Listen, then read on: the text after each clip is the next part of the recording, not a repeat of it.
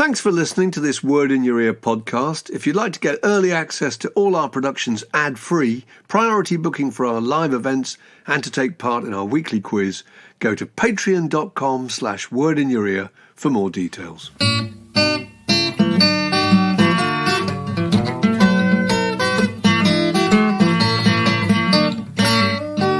You're listening to a podcast from The Word. Well, a couple of weeks ago, we were talking about an old pal of ours who was the ad director of Smash Hits, Rod Stewart. Dear old pal, and remembering all the very funny things he used to say in the office. Very sadly, he died very recently. And Dave, you went to the funeral, and I've not talked to you since. How was it? It was well, it's a funeral, you know, the thing about Rod, as I think we mentioned a couple of weeks ago when we talked about it, was the first time we met. So Rod was born kind of 1945, something like that. So he's a little bit older than us. And when we first met him, his kind of claim to fame was he was an old mate of Rod Stewart's. And because Rod was an ad man, and anybody who's dealt with ad men know that they kind of exaggerate things, and you know, they do anything to get an opening, you know, whatever. You always take anything they say with a bit of a pinch of salt. We always thought he was making up, didn't we? Well, we always thought... Or he'd met him, but they weren't actually pals. He was slightly over-egging the pudding or whatever. Anyway, yeah. They used to go to the Lyceum Ballroom, didn't they? And Hammersmith Palais. And he had Geno Washington in their schmutter, as he used to call it, their mod suits. Absolutely. Original mod. I mean, genuinely. Oh, yeah. Original mod. So, anyway, the funeral took place at a small crematorium down in Kent. And, you know, I don't know, about 50, 60 people there or something. And, you know, a bunch of people who, like me, had worked with Rod in magazines or advertising or whatever over the years. And it was, as many of these things are nowadays, they're kind of determinedly non-religious, you know, secular. You don't have a vicar, you have a kind of celebrant and so forth. And there's, you know, a little order of service put together by his daughter. And there's pop records, which is something I never entirely get used to myself, you know, because I brought up in a certain way. But anyway, you know, so that we, you know, there was kind of Aretha Franklin say a little prayer and so forth during a kind of PowerPointy kind of slideshow of, you know, pictures of Rod throughout the years and so forth, which was nice to see. And, you know, the celebrant was talking about, you know, the things he'd done in his life and so forth. And actually mentioned Rod Stewart, you know, that he used to drive Rod Stewart around, was a mate of Rod Stewart and so forth. And anyway, later in the proceedings, they played Rod Stewart's Maggie May, which I have to say is a kind of odd thing to hear in those kind of circumstances. Very odd. It's not the kind of sombre sound that it's an odd record in all kinds of ways. Maggie May is. Anyway, but, you know, they played that and so forth, and then we got to the end of the service, if we call it that, and you know, we were kind of, the doors were open, and we were gestured towards the outside where we might go into the Memorial Garden and look at the floral tributes and all that, and do all those things that people do when milling around after funerals.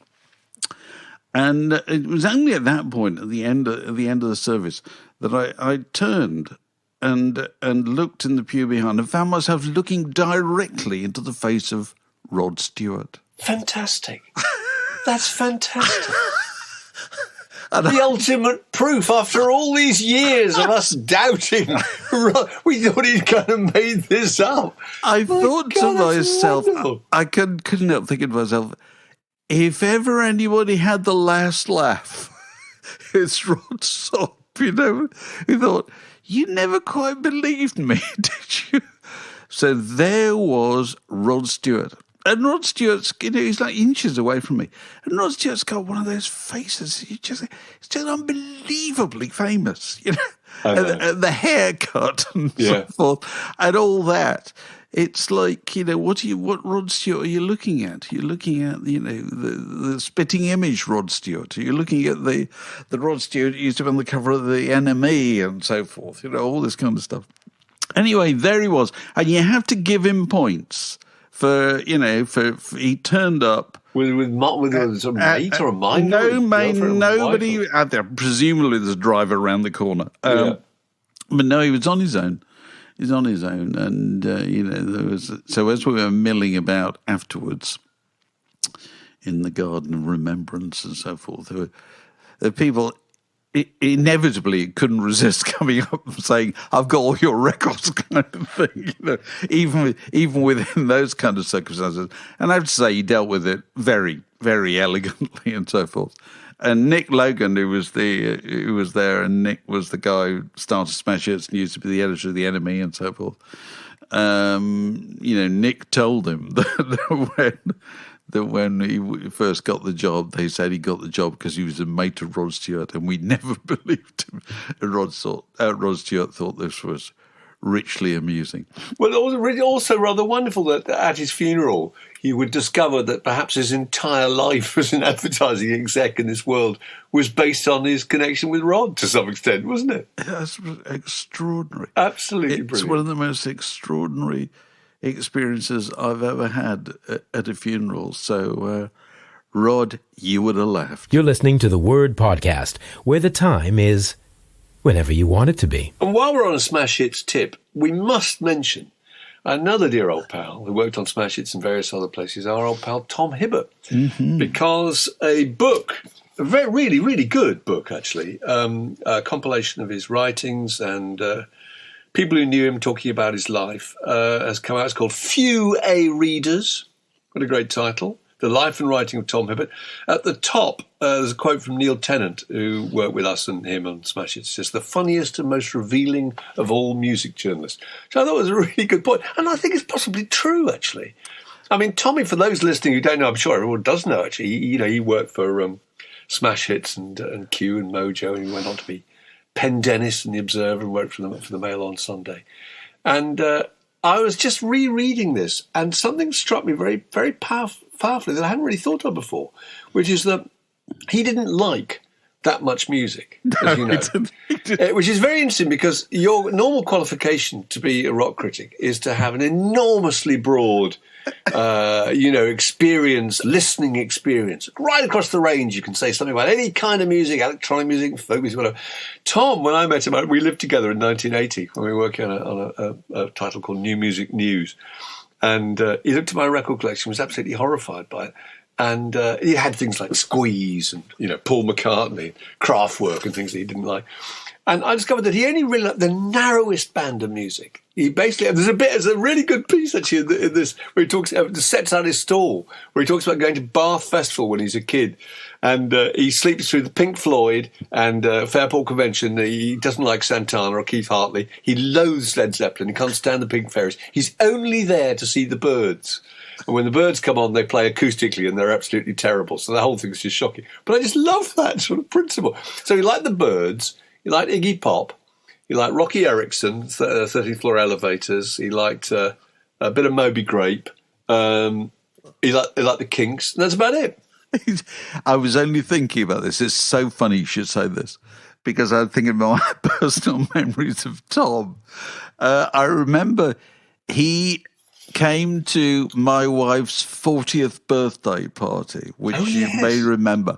And this was at a wine bar in the city, which is owned by a friend of ours. Anyway, it was very, very nice too. And we had music, which I think I'd probably provided or made some kind of tape or whatever it was in those days.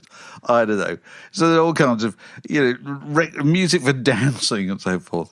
And I well remember, I've never forgotten this, never ever forgotten this, that he only got up and danced to one record. And you, because he otherwise it would have been the only person on the dance floor, you went and danced with him. And it was Hang On Sloopy by the McCoys. That was the only one that Tom considered, was cool enough. and kind of strange enough. And I think Hang On Sleepy by the McCoys is just perfect. If you wanted to put a dart in the centre of Tom Hibbert's taste, that would be it. Yes. And then outside that, there was a very sharp drop-off. He wouldn't like anything that was like it. He would just like that thing. Yes, he would. You know what I mean? Yeah. Because he celebrated those kind of qualities. And I can see him now dancing, and this is a long old time ago. I can see him now dancing to that record. Pencil thin legs, wobble, his knees looking like they bend the wrong way, like a bird. And it reminded me, the great story about Big Star, who Tom also adored, definitely liked. Yeah. So Big Star was signed to Ardent Records, and Ardent Records had a load of money, and they thought, but this group's extraordinary, what they're doing, spending ages in the studio. And then we put it out. What they found out, the great truth of Big Star, is that people didn't like them. They couldn't get gigs in Memphis at all. People just didn't like them. And so Ardent were really worried about what to do with the second album, so they sponsored something called the First Rock and Roll Journalism Conference. Do you remember this? Yeah. And they flew in people from all over the world, from all over the United States and all over the world. So Pete Frame went from Zigzag and so forth, and I don't know, Ira Robbins from Trouser Press, and all these kind of people. And they took advantage of having all these people to put Big Star on stage in front of them. And so Big Star hit the stage, and suddenly all these rock journalists who'd never come across them before suddenly got up and started dancing. Ill-coordinated. In the least skinny fashion. looking, all dancing with each other on their own. Absolutely. Probably no women on the dance floor at all. Definitely no women whatsoever. And these were men who'd never, how can we say, danced in anger in their lives ever. But, they were rock critics. And so Ardent were able to look out and say, these are our people. And so it absolutely proved, right. So it proved the only people who liked them were rock critics, really. Completely. Didn't go beyond that. So Tom was kind of, he was a unique individual. He was. It's very. He felt really passionate about it. Neil Young was another big one he liked, and those were the groups that really adhered to particular principles. Yeah, and it's quite interesting because therefore he was required to write about a huge amount of stuff about which he kind of knew and cared very little. So he was forced into trying to find some entertaining way into them. He finished up later on writing for the Mail on Sunday stuff. And he had to write, obviously, about all the big acts like Queen and Rod Stewart and people he didn't like, Tina Turner, people he just didn't like. So his way around that was just to find a really all-absorbing way of describing their music. It was very interesting. I was looking at some of the old reviews from Smash Hits, and he had this wonderful ability, because writing about music is very, very hard, as you and I know. Anybody writing, it's abstract. And people tend to look for kind of visual imagery. Tom was just really good at this. There's a lovely review in here of the Pet Shop Boys and the Pet Shop Boys West End Girls.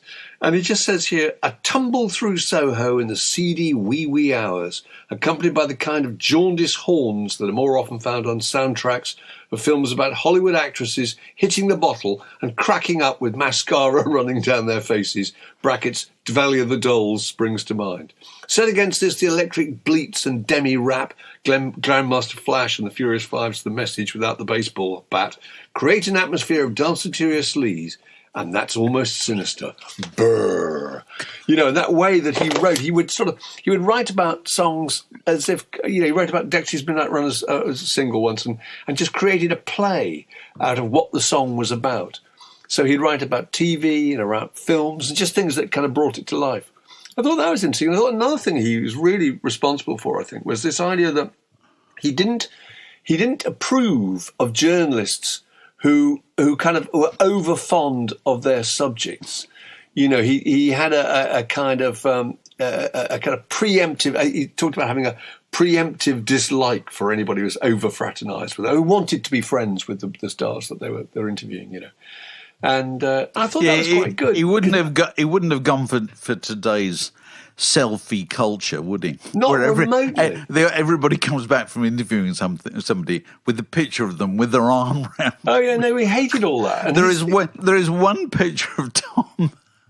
It's about, I don't know, is in this book, because he famously went to interview Margaret Thatcher, didn't he? Yeah. for Smash Hits, and there is a picture of the two of them, isn't there? Yeah. And she kind of insisted on it, didn't she? She did. He told me that she'd patted the cushion and said, "What a nice young man. Come and sit down here beside me." How wrong It's a brilliant picture because he looks terribly tensed. He's there in his £19.99 a snip Mr. Byright suit he's gone out to buy before. Looks incredibly awkward and embarrassed. But that's a brilliant piece because he describes in the opening of that the whole context of what he's doing, about how the Prime Minister wants to get your vote, pop goats, as he calls the readers. And she's trying desperately hard to get you to like her by talking about her knowledge of pop music, which is really, really interesting, I think. But no, he had this understanding that what was most interesting about the people he interviewed was the stuff not necessarily on the tape. It wasn't necessarily the things they said. No, absolutely. It was the details. It was what was going on in the room. It was the clothes. It was what they wore, their mannerisms, what somebody said to them who just put their head around the door. You know, the brand of cigarettes they smoked, whatever. All that stuff is really, really interesting, I think. And do you know Hibbs's other secret weapon, which I don't know if this book particularly draws attention to? His secret weapon was you. Really? Because you were not like him at all. No. And so all the rooms that he got into, you put him in. I did. You wouldn't have done that. Quite a lot. I got him into Smash Hits. It's true, and that's cute. But all those. I don't just mean that. I mean Margaret Thatcher. I mean everybody he interviewed. All those things could only be achieved by massive diplomatic offensive to suggest, I think Tommy, talking to whoever, Elton John, would be really good. You know what I mean? Yeah. And would make it happen. Tom on his own would never have made any of that stuff happen at all, did he? He responded to you. You were the person. You were the kind of impresario who put, ladies and gentlemen, in the left-hand corner, Elton John, or whoever. In the right-hand corner, Tom Hibbert. Well, that's kind of you, but he had the skill to produce some absolutely electric. I know, but you cast him in those places. That's true. Yeah. And I'm sorry, I'm just giving credit where credit's Well, that's very, very kind of you. It's very kind. But he also he had a wonderful ability to kind of make cartoon characters out of absolutely everybody, didn't he? Which tied very much into what Smash Hits was doing. That whole world of Dame David Bowie, Lord Lucan of Mercury. Absolutely. Remember that? Sir William of Idle, our greatest living Englishman. Actually, I think Neil Tennant made that one up. Sir Wacky Macca Thumbs Aloft. Mark, unpronounceable name Mark of Big Gun. What was his name? Mark Brzezinski, was it? I can't remember. It wasn't even that unpronounceable, but it was just... And he invented all sorts of expressions that I think still kind of exist, actually, like Uncle Disgusting. Uncle Disgusting was a kind of word that he invented for sort of generally pervy, seedy characters. Like Gary Glisher or whatever, those kind of people. I think you kind of feel... I was listening to Today programme the other day, and Amal Rajan finished up by talking about some political crisis. He said, and then it all went horribly wrong.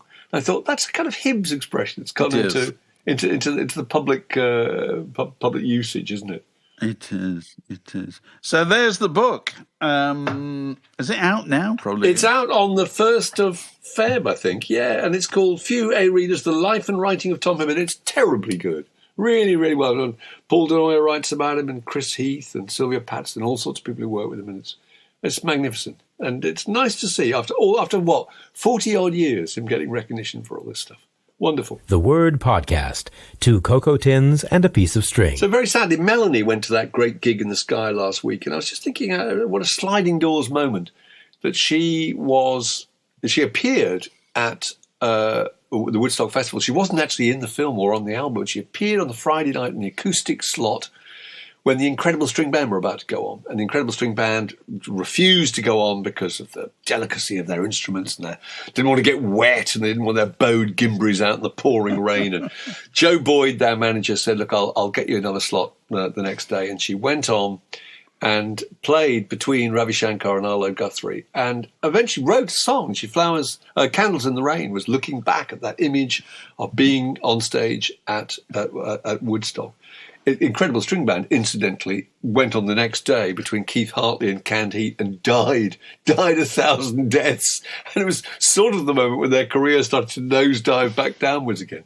So weird sliding doors moments there, going in two directions. But I mean, a lot of her success around that time was that song, Candles in the Rain, and that was based on the fact that she'd played at the Woodstock Festival. And she was, briefly, Dave, wasn't she, very hip? Do you remember? There was a period.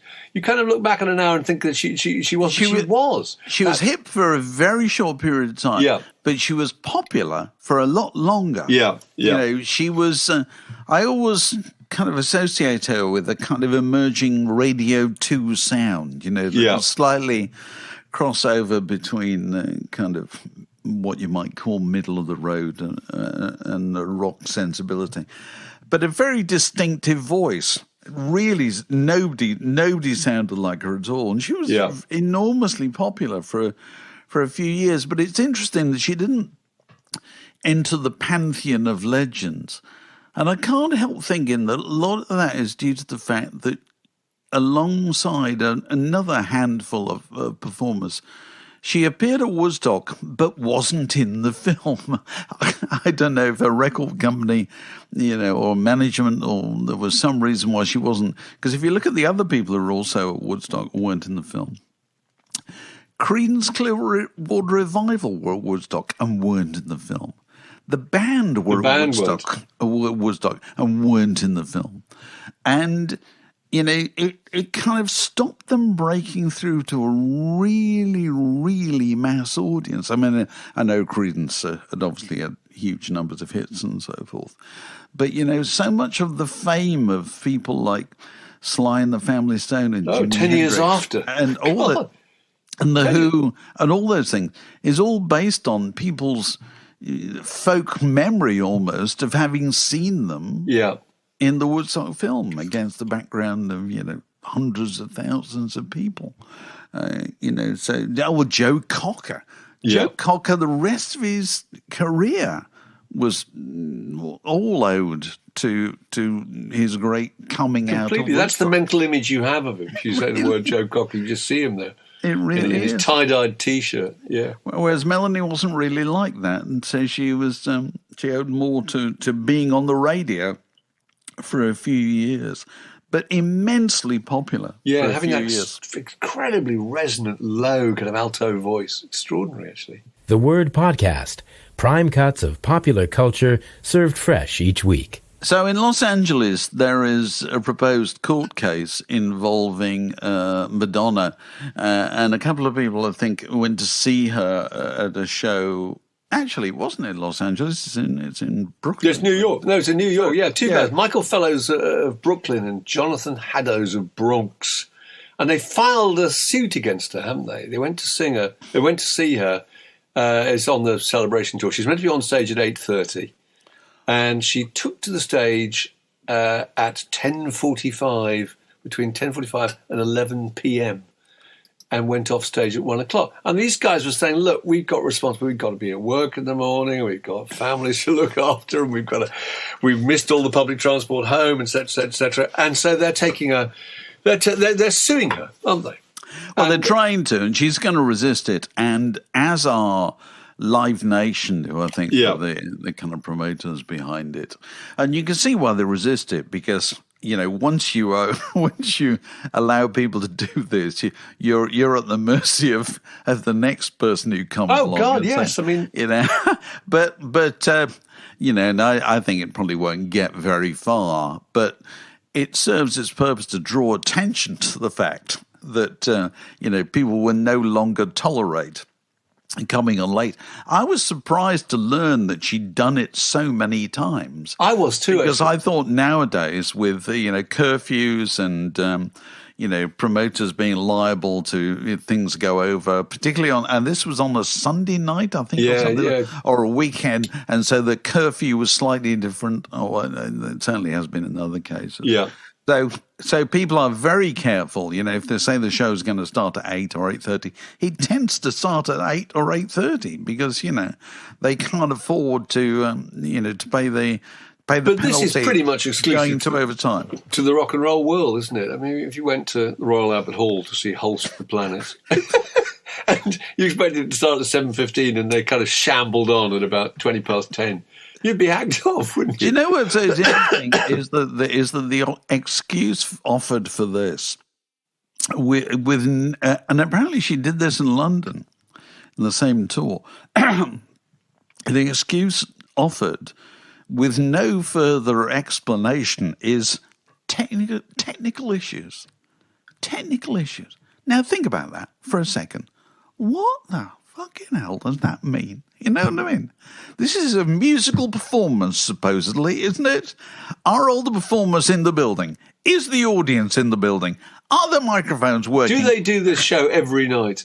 There seems no reason why this musical performance could not start unless, let's say, you have devised a show so complex and so sophisticated in order to justify the increasing price of the ticket that you then find yourself in a position not being able to make it happen as efficiently as it might.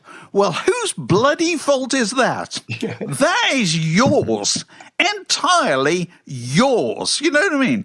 And you should go out and apologise individually to those people who you have inconvenienced. Yeah. And press $200 in cash into their sweaty palms. From what I gather, this is the opposite of this. Nobody apologises. Nobody comes on and says, oh, look, I'm really sorry about all this. I understand all your problems. You know, you're a professional entertainer. You've invited them to be there at a certain time, and then you pissed them about. How dare you? No, absolutely, how dare you? But I mean, it used to be part of the whole fabric of the experience, wasn't it? If you went to go and see the Rolling Stones or whatever, you know, in the 1970s, you would expect them to be late. And it's part of the building of the drama, wasn't it? And I speak as somebody who saw the Rolling Stones at Nebworth. They came on, what, was it an hour and a half late? I mean, they came on stage at about 11 o'clock at night. The thing was meant to finish at 11 o'clock at night. Having sabotaged the PA system. Okay, but look, in those days, let me tell you, there's a major difference between, there you're talking about 40 years ago. 40 years ago at a concert, the maximum age of the crowd would have been 35. Oh, yeah, absolutely. There was nobody there. They're only there. going to sleep in a ditch anyway. Nowadays, if you're Madonna and you go on at the O2 or wherever, your audience is going up to the age of Madonna and beyond, okay? So some of them are in their 70s, possibly. The bulk are probably in their 40s and 50s. They've been up since 6 o'clock that morning. They've done a normal day. They've gone through massive inconvenience and expense to be there. To think that they can just hang on for another 3 hours because it suits you is arrogant. It's appalling. It's absolutely incredible. I can't believe it. Because you don't get that from Beyonce, do you? I don't think. You don't get that from Well, I don't know. I really no idea. But I think, the idea that some of these shows have been truncated because they started so late and they just finish with, good night, London, gone. You know what I mean? Yeah. There's no concession to the idea that this is kind of special to you in the audience. It's your one night. It's just, you're expected to just deal with it because it's another night on Madonna's tour, you know. Tell you the other thing, sorry, I'm getting on my high horse. I was intrigued reading the stories about this, and by a funny thing, it's newspaper style never to kind of repeat the name of the person, of the subject of the story. So it starts off, Madonna is in court over so, and then it goes, the ray of light superstar. There you go, and it goes 65-year-old, and here's the expression that was used repeatedly about Madonna, and I wonder why it's used. They say the singer-songwriter. Now hang on, hold the phone. Hold your horses. In what meaningful sense is Madonna a singer-songwriter? She has her name among the credits of, the people who wrote the songs, She's not sitting on a bar stool with an acoustic guitar, though, wistfully pouring out. That that's revelations of it. That's our understanding of what's meant by singer-songwriter, isn't it? Is a person, it's kind of single-handed, isn't it? You know what I mean? Oh, yeah. They do it on their own, or with Bernie Taupin or whatever, you know. This is me, this is my creative output.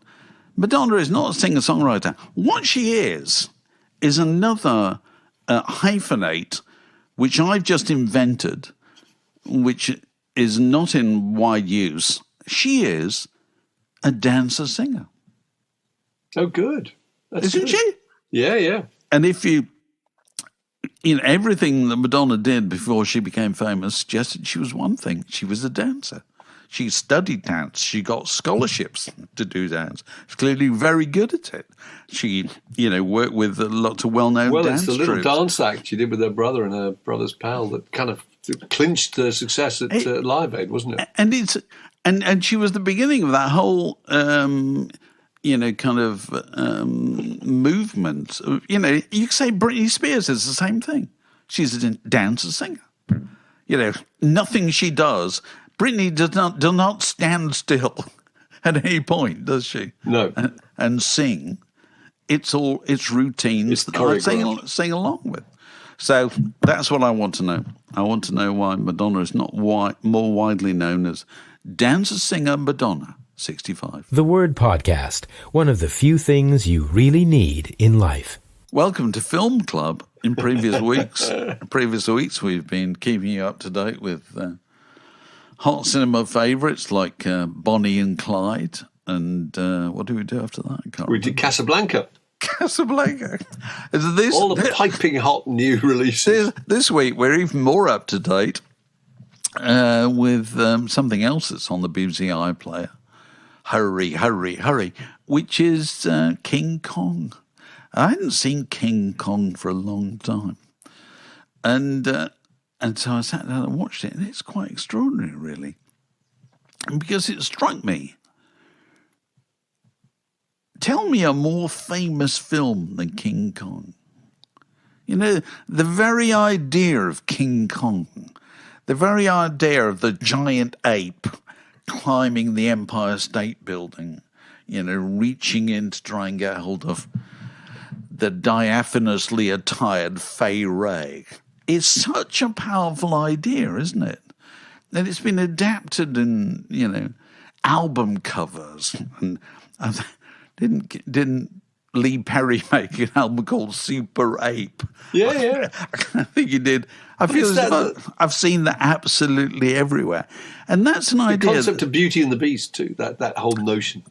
I suppose so, but it's also just the relative size, isn't it? You know yeah. And it struck me that it was such a cinematic idea, isn't it? It's not an idea. You couldn't write a book about it. You couldn't write a comic about it or anything. You couldn't do it in the theatre, obviously. You have to see it. You have to see the scale of it. And it's the kind of magic of the movies, isn't it? You know what I mean? You can see that kind of thing that filled movie theatres at the time when it came out, and can still make it stop nowadays. Don't you think so? It's an completely extraordinary piece of work. Yeah, probably is the most. Two things struck me about it. One was that the kind of caricatures, the male and female caricatures, were so interesting. 1933, you know, the men were kind of omnipotent and there to protect women, who they found slightly annoying, didn't they? They didn't want the girl on the boat because travelling with women was always a problem. And women's job was to look helpless and vulnerable and scream. And yet except to be fair, Mark, if you got a boat full of grizzled old salts that's going out into the unknown, ocean, chucking aboard the gorgeous Fay Wray is going to cause problems. In a selection of night attire. Oh, yeah. It's going to cause problems. Anyway, carry on. No, I just thought it was so interesting, that division between the sexes. It's because there's a love affair. One of the guys on the boat, Jack, falls in love with her. She says, but you hate women. He says, but you ain't women. Yeah. Amazing. But the other thing that struck me, well, two other things actually. One was that it builds up exactly like Jurassic Park. builds and builds and builds to the moment where you see the creatures. Do you remember in Jurassic Park, you know what you're going to see, and you see the awestruck expressions of the people who are looking there. And when you pan over, it has to work. And when you look at it now, of course, there's King Kong, this incredibly creaky kind of stop motion film thing. It doesn't look at all convincing, but at the time, it must have been very convincing, I think. But I'm going to go further. Like all these films, the special effects date really quickly, but the essential drama holds. So, and there's another film that may even be on the BBC iPlayer at the same time, Jaws, we watched happily to this day. Yeah. And we all think the shark looks ludicrous. Yeah, but it doesn't matter. Doesn't matter at all. Because there's the drama of the town, it's Robert Shaw, it's, it's all this kind of thing. And Jurassic Park, nobody looks at the dinosaurs now and goes, wow. You look at the face of the actors. Yeah, completely. And I think the same thing, the central image that stays with us in King Kong is Fay Wray. Yeah. Fay Wray with her hands up in front of her face. Yeah. Looking up at this unseen terror. Which she's required to do in those shots. She does those takes before they even meet King Kong, before she even knows who she's going to be in the film with. Yeah. And that's fantastically clever dramatic device. The other thing I think the film's about is it's about America, actually, at the time. It's about America, about scale. Yeah, everything in it is things you find glamorous and admire. Everything is big. The Empire State Building was actually only finished the year before that film was made. And the Chrysler Building only a year before that. So it glorifies the massive scale of America. Gotham, exactly. Aeroplanes, the press corps, Broadway, live theatre. The glamour of the movie industry, all of that was uniquely American. It must have seemed so thrilling at the time. Still worth watching. This is a junction in the word podcast. It separates that bit from this next bit. Mark, what's the best song about being in a band? The best song about being in a band, I would say probably The Loadout by Jackson Browne. Do you know that song? I know that one, yes. That's an amazing song. It's about the road crew, isn't it? It's about the road crew, and it's about the kind of endless time and space and sense of dislocation of travelling, which is really interesting. I remember hearing that for the first time. He says, it's all about, we got country and western on the bus, and R&B, we've got disco and 8 tracks, the cassettes and the stereo, rural scenes and magazines, we've got truckers on the CB, we've got Richard Pryor on the video. But he still talks about not knowing what town he's in. All these towns look the same. We just pass the time in our hotel rooms and wander around backstage. And it gives you this idea that it's not quite... Most of you assumed that being on the road was this fabulously glamorous thing, that the fantasy of the rock journalist, wasn't it? To be on the road with somebody. But of course, for the people performing, endless tedium. So that's good. I thought, but also, sorry, can I cut across you there? Because you reminded me that Running on Empty, which is the record that comes from, is an absolutely fantastic record, because it's not so much a live record as a kind of documentary record made about being on the road, isn't it? Yeah. It's if anybody's not heard it, you should hear it. It's a fantastic record. It also contains a wonderful song called Rosie, which is another song kind of about a road crew, a member of the road crew, who, and it's a song about how Jackson Browne managed to write this. I do not know. About a roadie has his eye on a girl at a gig, and then she runs off with the drummer at the end of the evening. He thinks he's on a promise, and so he goes back to his hotel room, and how shall I put this? Seeks digital conversation, and it's basically the song Rosie. The heroine of the song, Rosie, is his hand. And and then the chorus is, Rosie, you're all right, you wear my ring. When we turn out the light, I got to hand it to you. Yeah, that's right. It's a brilliant song. So, Running on Empty is a fantastic kind of view of the kind of underbelly of touring. The reason when I asked the question about what's the greatest song about being in a band, because I was listening to it the other day. My personal favourite is Prefab Sprout's Electric Guitars. Do you know this? Oh no, I don't know. And you know, we were songbirds, we were Greek gods, we were singled out by fate, we were quoted out of context. It was great. That's one of my favourite rhymes, that is. It was great. It's just really funny. What you call bathos. That is absolutely perfect. And the other one is... that's hilarious. Is Randy Newman's Vine Street, and which he wrote very early on, and the wonderful version recorded by Harry Nilsson on the record, Nilsson Sings Newman. And he actually starts with a song that's supposed to be the song recorded by the band in the song.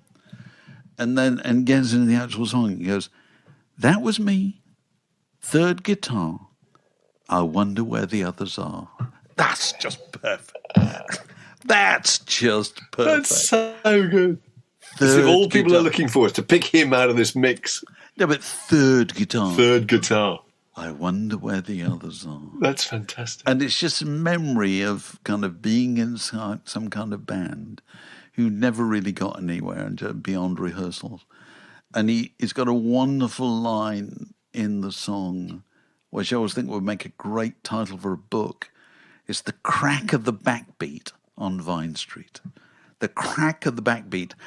You know, it's that sound that you hear if you're ever approaching a place where a band are rehearsing on sound check. Yes. You hear that from a distance, the crack of the backbeat. You know, there's no audience there or anything. It's just that, the crack of the backbeat. Make a great title. Very emotive. That's a great title, isn't it? It's fantastic. Yeah. So anyway, great songs about being in a band. The Word Podcast. Clearly, there is no plan. And we are joined by a birthday guest, Roger Millington. Roger, fantastic to see you, and a happy birthday. And I think you were saying you wanted a pair of Elvis Costello's 1978 glasses was the birthday present that you were pursuing for the look of the next year. Yes. I'm still stuck in the late 70s, early 80s. New wave, post-punk is my thing. And I was watching a video the other day and I thought, no, that's what I should go for. It will suit me as well, I think. He was also, at the time, he was such a little weed that the glasses appeared to be absolutely the biggest thing about him. You know, they were kind of absolutely huge. They were like Dame Edna's glasses in comparison to his face, really. Extraordinary. Yes, but what I liked most about them is they were big but not wacky. So it wasn't Elton John. No, that's true. Yeah. Timmy Mallet, look at me. So they were functional, but still standing out. Yeah. So it's traditional for our birthday Patreon guests to ask a question or throw a log on the fire. And what's yours concerning, Roger? Okay, mine's concerning the national anthem. I don't have a particular strong sense of national identity, but there have been times when I've heard a particular song, usually at sporting events, and I thought, you know what, that should be the national anthem. Go on, give us examples, because that is really, really tricky. Give us examples things you think might work. It's actually been the same song on two occasions. So the first time was during the opening ceremony to the 2012 Olympics, and the second time was after an FA Cup semi-final, which my team had won at Wembley, and the song is Heroes by David Bowie. Okay. From 2012 onwards, it was watching that Olympic ceremony. I suddenly had a very strong emotional reaction whenever I heard that song. And it's just I don't know why or what it is, but I think that more so than God Save the King, as it is now, which, to be honest, is a bit of a dirge. Oh, definitely a dirge. Definitely a huge dirge. There's no doubt about that. It's a dirge. Yeah. But you have to. Victorious, happy and glorious. You have to it's ridiculous. You see, I'm very much in Billy Connolly's court in this. You know, that years ago he said that Oh, it's so slow. It's such a dirge. It really, the UK national anthem ought to be Barrowell Green, which, of course, is the theme tune from The Archers. And, is the idea. Good. It's the perfect. That's good. That's a real cockety knees up. So his idea was when your team processed in the arena at the beginning of the Olympics, they would be high stepping and kind of jolly, rather than a slow funereal, march. That's cartoonish. The other difficult thing about the national anthem was, of course, it has to be something that can be played by a brass band or something like it, and possibly sung by a bunch of burly chaps in blazers. That I've got very definite feelings about. This is why every year at the Six Nations, the whole rugby watching world all sits there and watches all of them and almost thinks the same thing.